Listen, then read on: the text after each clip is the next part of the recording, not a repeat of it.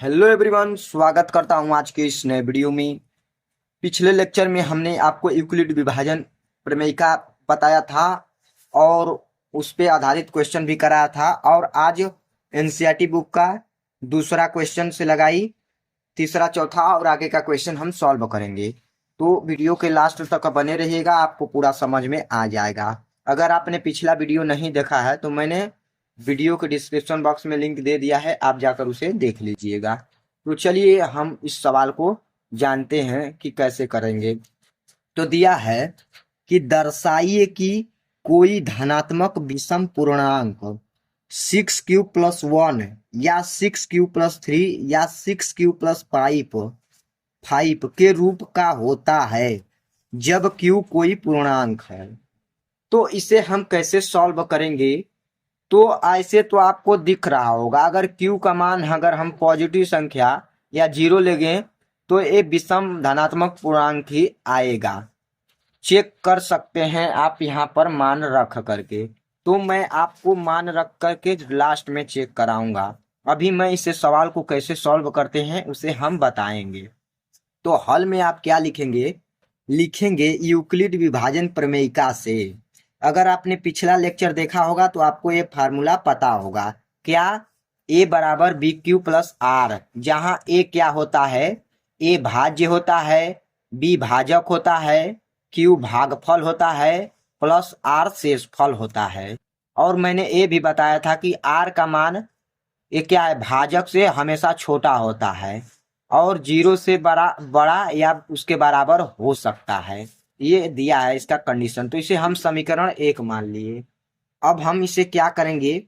अब लिखेंगे। और मैं एक बात और बता देना चाहता हूँ कि क्यू का गुणांक हमेशा साधारणतः कितना होता है? ये होता है बी होता है। क्वेश्चन में हमेशा इसे बी लेना है। तो यहाँ पर क्या लिखेंगे? लिखेंगे समीकरण 1 में बी का मान रखने पर, तो लिखेंगे समीकरण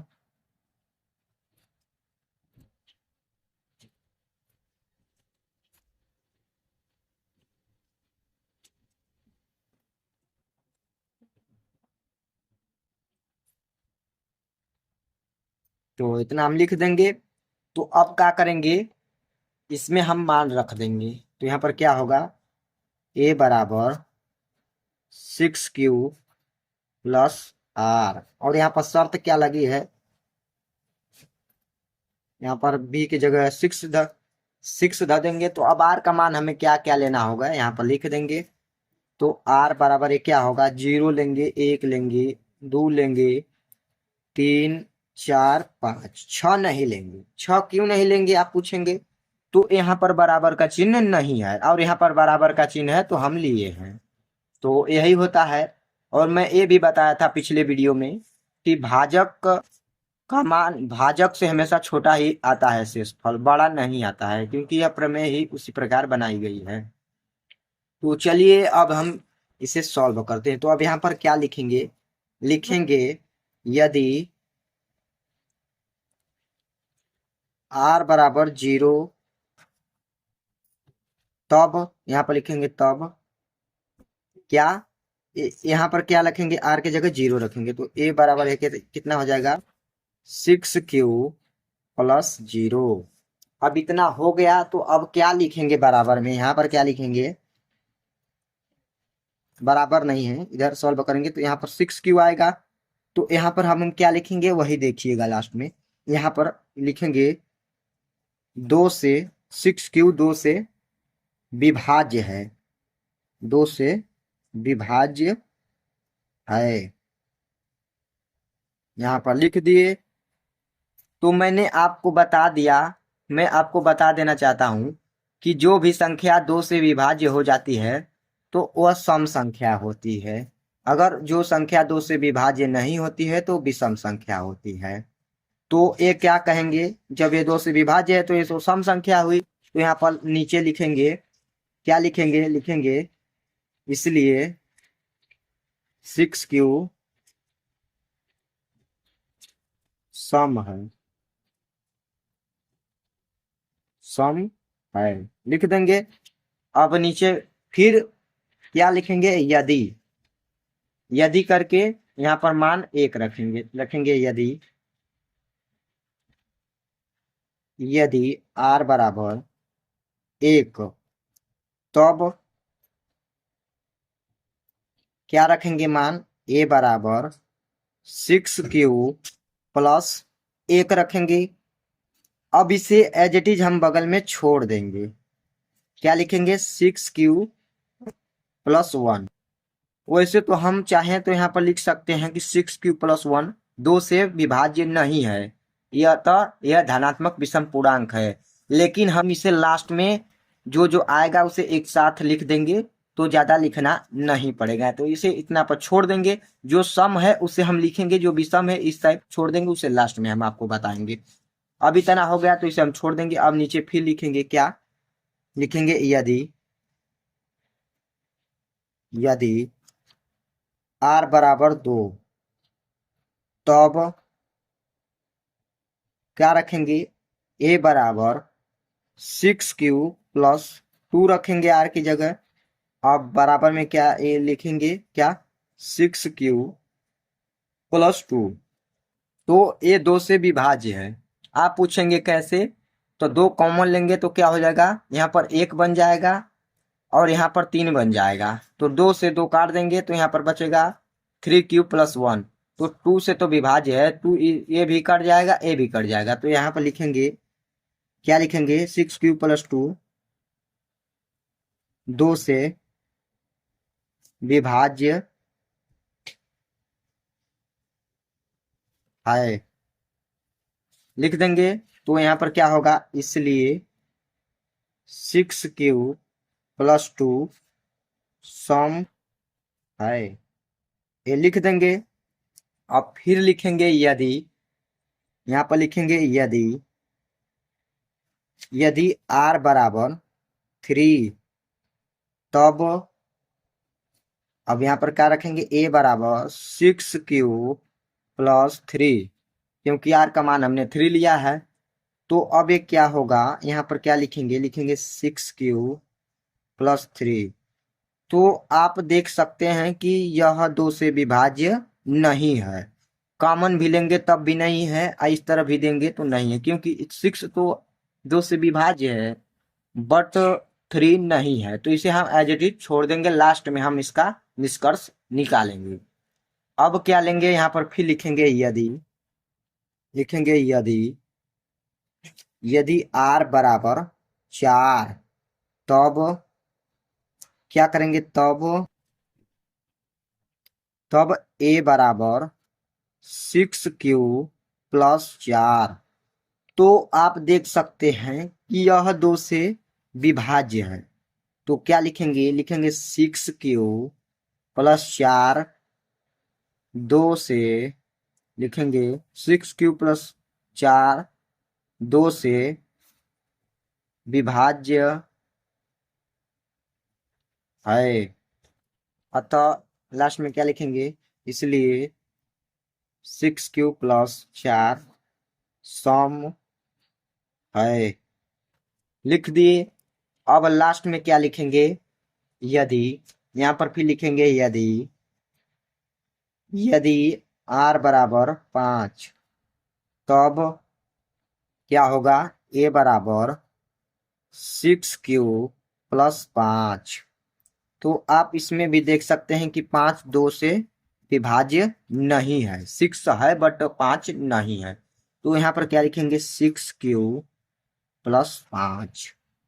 अब लास्ट में हम क्या लिखेंगे, हमसे पूछा है कि दर्शाना है, कि क्या दर्शाना था, आइए मैं बताता हूँ कि 6q+1 या 6q+3 या 6q+5 का होता है क्या, धनात्मक विषम पूर्णांक। तो हो ही गया, क्योंकि हमने चेक कर दिया, ये भी 2 से विभाज्य नहीं है, ए भी नहीं है, और जो लास्ट में हमने लिया है ए भी नहीं है। तो लास्ट में क्या लिखेंगे अतः शेष पूर्णांक, लिखेंगे, क्या लिखेंगे, अतः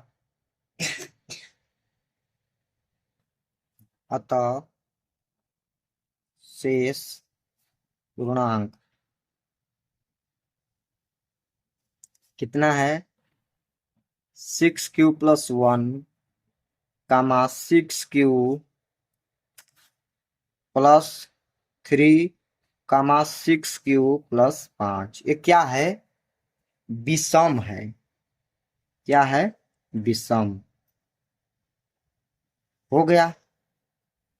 और सम वाला तो हमने आपको बता ही दिया वहीं पर निष्कर्ष निकाल के, तो उसे लिखने की जरूरत नहीं है।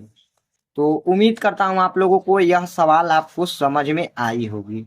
अगर फिर भी कुछ भी डाउट है इस सवाल में तो कमेंट बॉक्स में जरूर बताइएगा।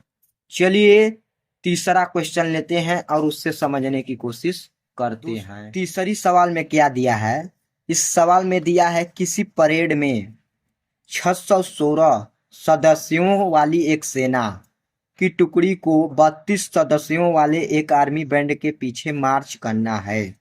दोनों समूहों को समान संख्या वाले स्तंभों में मार्च करना है। उन स्तंभों की अधिकतम संख्या क्या है जिसमें वे मार्च कर सकते हैं? तो आप देखे होंगे आर्मी का जब 15 अगस्त या फिर 26 जनवरी को मार्च होता है तो एक लाइन से सभी लोग मार्च करते हैं। तो वही कहा है कि अधिकतम संख्या क्या होगी स्तंभों की। तो इसे कैसे ज्ञात करेंगे? तो चलिए इसे हम हल में लिखते हैं। हल में लिखेंगे स्तंभों की अधिकतम संख्या ज्ञात करने के लिए हमें 616 और 32 का मसौ ज्ञात करना होगा।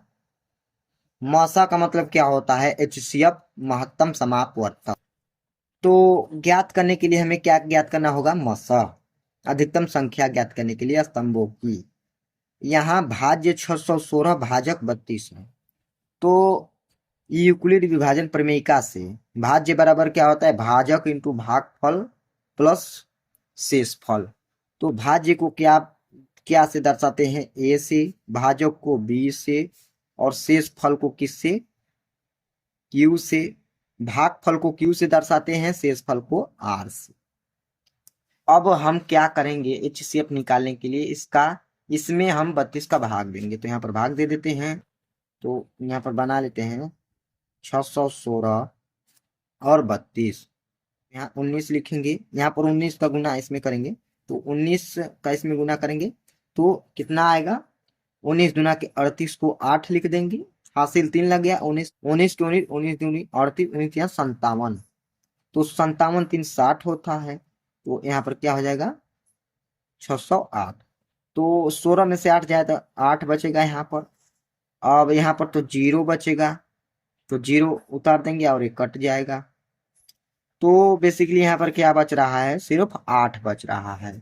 तो अब हम क्या करते हैं, जब भी भाजक से शेषफल छोटा आ जाए तो हम इसका भाग इसमें लेते हैं।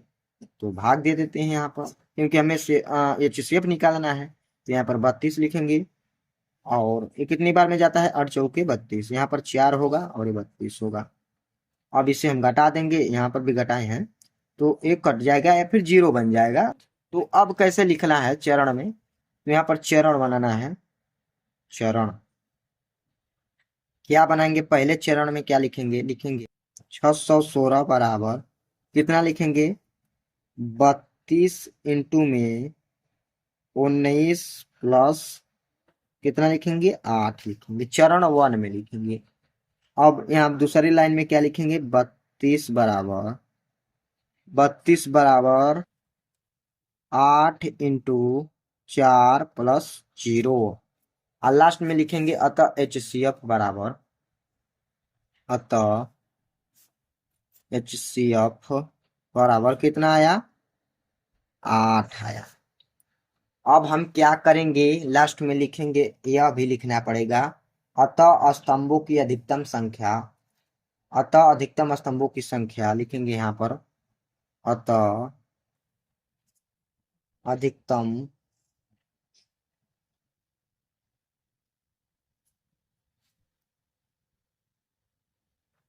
स्तंभों की संख्या बराबर कितनी है? 8 है। यह लिख देंगे तो आपको सवाल सॉल्व हो जाएगी। तो यही हमें सवाल सॉल्व करना था। उम्मीद करता हूँ आप लोगों को यह सवाल समझ में आई होगी। कुछ भी डाउट है कमेंट बॉक्स में जरूर बताइएगा। अब नेक्स्ट सवाल में चौथी और पांचवी और उदाहरण करेंगे। मिलते हैं नेक्स्ट क्लास में। जय हिंद।